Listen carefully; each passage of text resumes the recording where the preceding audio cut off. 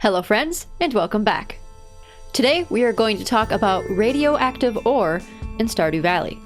Now I have another video that is like a general overview of how to get different ores in Stardew Valley, but for this video we're going to focus specifically on just radioactive ore. Radioactive ore is a very rare ore that can be obtained in the game. It is only obtainable once you start doing key quests. To start doing key quests, you'll have to unlock Mr. Key's Walnut Room. You can unlock Mr. Key's Room once you find enough golden walnuts on Ginger Island. Ginger Island is accessible after fixing Willie's boat and completing the entire community center. That might sound like quite a few steps, and it's not that difficult, but it may take some time, so let me break it down a little bit more. If you are already on Ginger Island and you've been finding golden walnuts, you can skip through this part of how to unlock Ginger Island. First, let's start with completing the entire community center. That is every single bundle. There is 6 rooms and 30 bundles in total. It seems like a lot, but I promise it's not so daunting. When you complete the community center, you're essentially walking through all of the 5 skill levels in the game: foraging, farming, fishing, mining, and combat.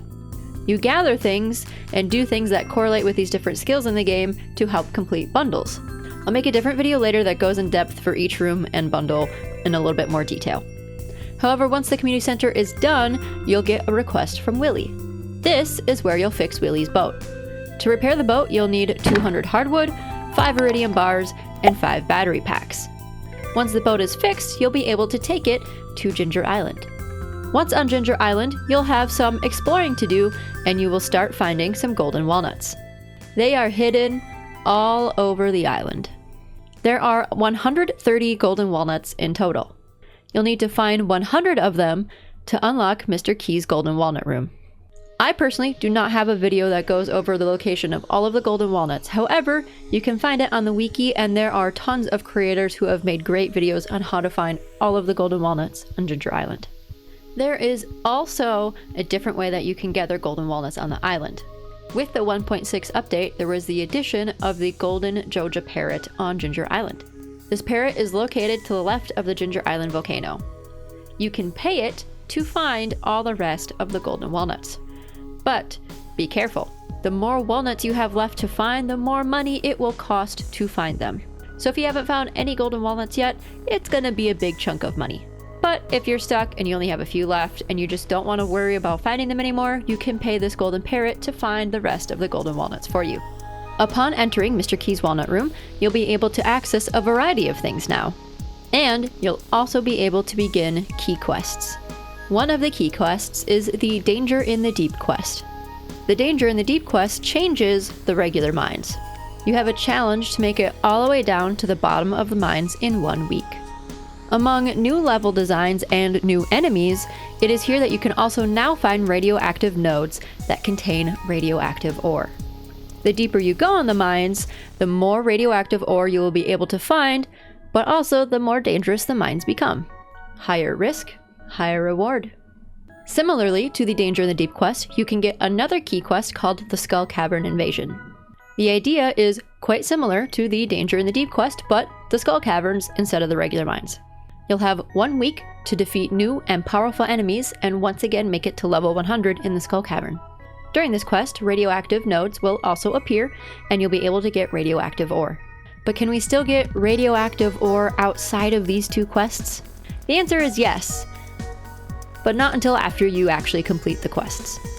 Once you have completed the Danger in the Deep quest successfully, you'll be able to toggle on or off the regular mines to the dangerous mines by going to floor 120 of the mines to the Shrine of Challenge. While the dangerous mines are activated, the mines will mimic what you see during the Danger in the Deep quest, and you'll still be able to fight all those new enemies and also find more radioactive nodes for radioactive ore. Once the switch on the shrine is toggled, the mines will not change until the following day. You can switch it back and forth between the regular mines and the dangerous mines at any time. But remember, this toggle will not work until you complete the Danger in the Deep quest. Once again, this is also similar for the Skull Caverns. There is a new shrine from the 1.6 update at the entrance to the Skull Cavern. You can activate this shrine to change the Skull Cavern to the dangerous variant to make the Skull Caverns similar to the Skull Cavern Invasion quest. just like the Shrine of Challenge for the regular mines. This will make the enemies more difficult, but once again, radioactive nodes will appear and you can farm more radioactive ore. To remind you once more, both these shrines are usable after completing the respective key quests. These shrines will not work if you have not successfully completed either of the 2 quests. So what do we do with radioactive ore? Well, you can make it into radioactive bars, but there is 2 crafting recipes that use just radioactive ore. You can craft Hyperspeed Grow and Magic Bait. Hyperspeed Grow, when used, increases the growth rate of your crops by 33%. To craft it, you will need 1 radioactive ore, 3 bone fragments, and 1 solar essence. You must first purchase the recipe from Mr. Key's Walnut Room for 30 key gems. You'll earn key gems as you work on key quests. Magic Bait allows you to catch fish from any season, regardless of the season, time, or weather condition from whichever type of water you cast into. To craft it, you will need 1 radioactive ore and 3 bug meat. You can buy this crafting recipe from Mr. Key's Walnut Room for 20 key gems. Like I said, similar to other ores, you can turn this into a bar. To smelt radioactive ore into 1 radioactive bar, it's just like any other ore in the game. You will need 5 ores and 1 coal and place it into a furnace. This will yield 1 radioactive bar.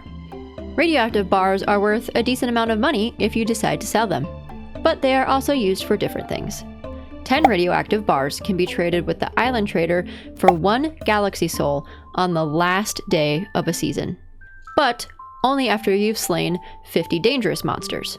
Dangerous monsters are the ones that you'll face during these 2 different key quests that we talked about earlier.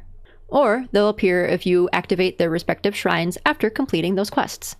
Galaxy souls can come in quite handy when you are forging weapons and different things at the Ginger Island Volcano Forge. There are 2 other things that you can craft with radioactive bars: a heavy tapper and a hopper. A heavy tapper works twice as fast as a normal tapper. You place it on a tree to get different types of syrups. To craft it, you'll need 1 radioactive bar and 30 hardwood after you purchase the crafting recipe from Mr. Key's Walnut Room for 20 key gems. You can use a hopper with your presses when making different types of artisan goods. Place your hopper behind a press, let's say a preserves jar, and items placed inside the hopper will automatically be loaded into the machine in front of it. So if you place a bunch of fruit in a hopper and you put it, like I said, behind a preserves jar, it would automatically reload your preserves jar with more fruit to continue creating jellies and jams. To craft it, you'll need 1 radioactive bar, 10 hardwood, and 1 iridium bar after you purchase the crafting recipe from Mr. Key's Walnut Room for 50 key gems. If you're aiming for perfection, be sure to sell at least 1 radioactive ore and 1 radioactive bar for your perfection tracker. But there you have it, that's how you get radioactive ore and what it can be used for in Stardew Valley. It's definitely a late game thing that you can farm and unlock, so if you're just starting out, don't stress too much about it yet. If you found this video helpful, please be sure to like, comment, and subscribe. Keep up with me on all of my social media channels. I am the Anime Athlete everywhere, TikTok, Instagram, Blue Sky, you name it. Get behind the scenes content, early access to videos and more on my Patreon, and come play cozy games like Stardew Valley with me, live on Twitch and also now on YouTube. Thank you so much for watching, and have a good rest of your night.